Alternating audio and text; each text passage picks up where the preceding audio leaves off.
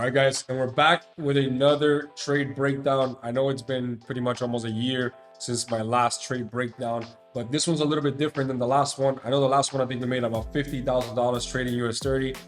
This time, we did almost $150,000 trading gold between two positions, one on buys, one on sales. So without further ado, guys, like I said, I'm going to do a lot more of these trade breakdowns for you guys, just so you guys have a little more knowledge and of my train of thought when it comes to trading and what I look for, particularly when it comes to trading.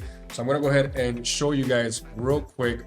The first thing that we want to do is actually run back time here to February 29th. And the reason why I did this is because if we go to my Discord on February 29th, I actually sent out this trade before it happened. So on February 29th, I told my guys on my Discord, I would like to see a retracement of the news on gold, maybe buy at a discount of 2040. So this is kind of the layout of what I exactly wanted to happen. And if we go back to TradingView, this is pretty much where I was, and I'll show you guys where my mentality was right now, right? So if we actually go to the higher time frames like the 4-hour, you can clearly see gold made a huge level of resistance around 2040 that it cannot break through multiple times, including February 26th, February 27th. And if you look at the daily, this was also a major level of resistance on the daily. So with the previous day actually closing above and bullish, now what my expectancy is for gold to actually retrace and grab a little bit of fuel at this level of resistance, create support, and actually continue to rally up. So my train of thought was pretty much that gold was going to do something like this, and then this right here. So then we go ahead and wait for this to play out. Let's take a look. Let me go ahead and fix this a little bit closer to where price is. And pretty much around 4 a.m. The next day during the London session, you can see gold actually hit 2040 and actually skyrocketed back up. Obviously, during this time, we are actually not awake. Like, I am a New York trader. I'm not a London trader. So at this current time and place, I am not awake. And even if I actually was awake, I would have not taken this trade. Why?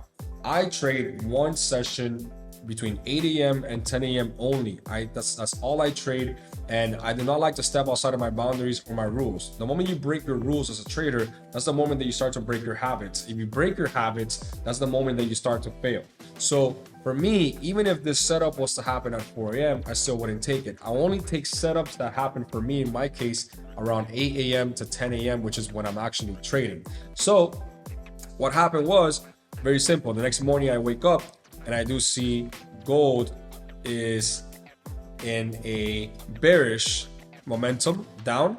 Now, I was able to see that gold did not close above the Asia high, which, if you guys are my students or some of you that know how I trade using the Asian, London, and New York box just for me to see correlation between price.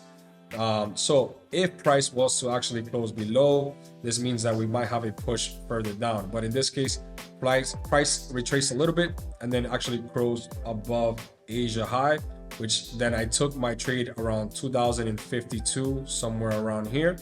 And we were able to take this trade all the way to 2063. So pretty much exactly how I marked it on February 29th is exactly how it happened. And we can go ahead and have my C trader open real quick here.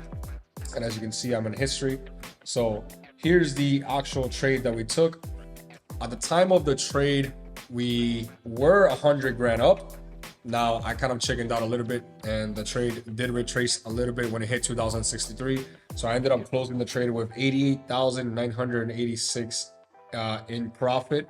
Not really a full $100,000 trade, but it's okay. I'm not complaining.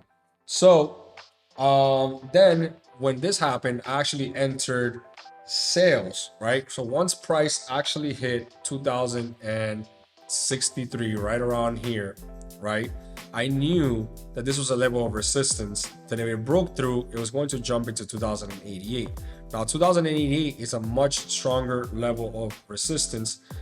As you can see here, going back to January 24th of last year and even December of last year, you can see price came all the way up here and actually made a resistance. So when price came back up here, I actually was kind of mad because this was our expectancy, and then this is what actually ended up happening, right? But like I said, as soon as price actually touched back here, I was able to place these two trades that you guys see here for sales, which each made me a total of $25,000 each. Well, a little more, yeah, $25,000 each. So I made an extra $50,000 on this trade, entering two trades at 2084. My stop loss on these particular trade were, I believe, 2088 stop loss. So I know the C Trader kind of shows you the stop loss, but I'm looking around. Yeah, I don't think it shows you order details, maybe. Let's see. Yeah, right here. 2088, right? So this is the cool thing about C Trader. This is the platform that I'm currently using right now. It shows you pretty much all the details of the trade. It shows you if you even had a stop loss, that kind of stuff. So my stop loss was 2088, which means that I had pretty much a risk of around $15,000 to $16,000 on this particular trades. I had two positions open, both on the same stop loss. So obviously I was risking about $30,000 for a total profit of about $50,000. Plus I already have made that 90 grand. So overall, right now, we are up about $140,000 pretty much between Friday and Sundays that we actually trade. I am in another sell position right now with a 50 lot currently right now. I haven't placed my SL. I just placed this position right now. And if we look at where price is, right, the reason why I placed that position is because price continued to go up and up, and is currently hitting a exhaustion point that you can see here. If we go to the smaller time frames, you can see price exhausting and making some type of consolidation, moving sideways. But yeah, so right now I am in sales, so we'll see how that turns out. Maybe it'll turn out to be another trade breakdown video for you guys. But yeah, this trade right here, very simple trade, using Asia's session high and London sessions. All I had to do was price to retrace back into the zone, wait for gold to grab liquidity, wait for gold to essentially take out all the short sellers right here. You can see all the buyers took out short sellers, re-jumped at 2052 and took it all the way to 2063.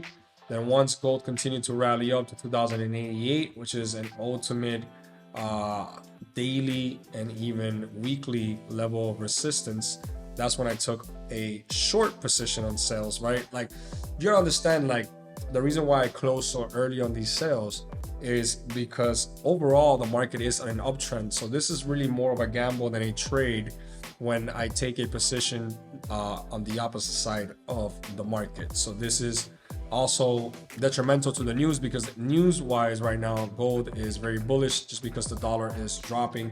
So again, if I do take a sell against the market, it's going to be a very short-lived sell with a very tight stop loss, just like I did before. Other than that, very bullish on gold right now. I am waiting for gold to retrace to one of my houses. So this that you guys see here, these lines right here, is what I like to call my houses. My houses are composed of major levels on the weekly of support and major levels of resistance on the weekly.